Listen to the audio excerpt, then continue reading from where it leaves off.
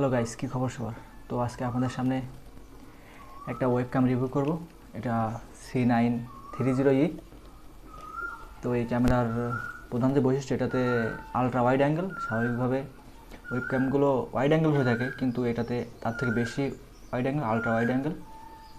আর এই ক্যামেরাতে এটাই প্রধান বিশেষত্ব। আর 4x জুম আছে, আর একটা বিশেষত্ব সেটা হলো এটা হচ্ছে অটো ফোকাস।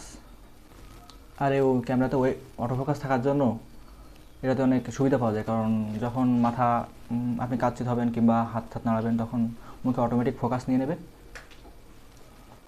এখানে কিন্তু আনবক্সিং করে মজা পাওয়া যাচ্ছে না। চলুন খোলামেলা পরিবেশে আনবক্সিং করা যাক। मजा नहीं आ रहा है।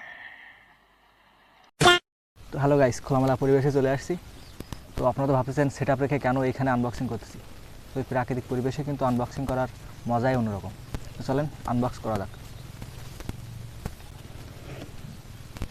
তো গাইস, বক্স খোলার সাথে সাথে প্রথমেই এই পুস্তক, নিজের ক্লাসের বই কখনো পড়লাম না, আর এই পুস্তক।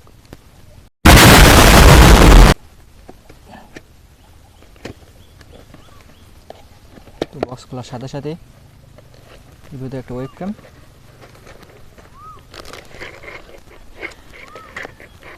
একটা কথাই কিন্তু বলতেই হয়, C922 Pro যেগুলো আছে ওগুলোর বক্স কিন্তু অনেকটা ভালো। এটার বক্স কিন্তু অতটা পছন্দ হয়নি আমার পার্সোনালি। তো এর ভিতরে প্লাগ অ্যান্ড প্লে ওয়েবক্যাম। এটা কি? আচ্ছা, এটা দিয়ে আছে একটার ক্যামেরার বডির যে লেন্সটা আছে, এটা কিন্তু ঢেকে দেওয়া যাবে, ঠিক আছে? যাক, এটা পরে খুলে ফেলবো।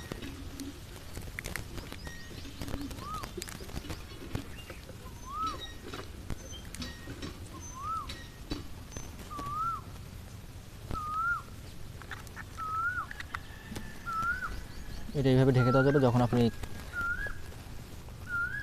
মনিটর স্ক্রিনে লাগাবেন। তো guys, this is the camera. এটা ঢাকনা বন্ধ করে দিলাম। তো আজকের মতো এই পর্যন্তই। দেখা হয় পরের ভিডিওতে। আর পরের ভিডিওতে দেখাবো আপনাদের এটা কীভাবে সেট আপ করতে হয় পিসিতে, সেই একটা ভিডিও আনবো। তো আজকের মতো টাটা।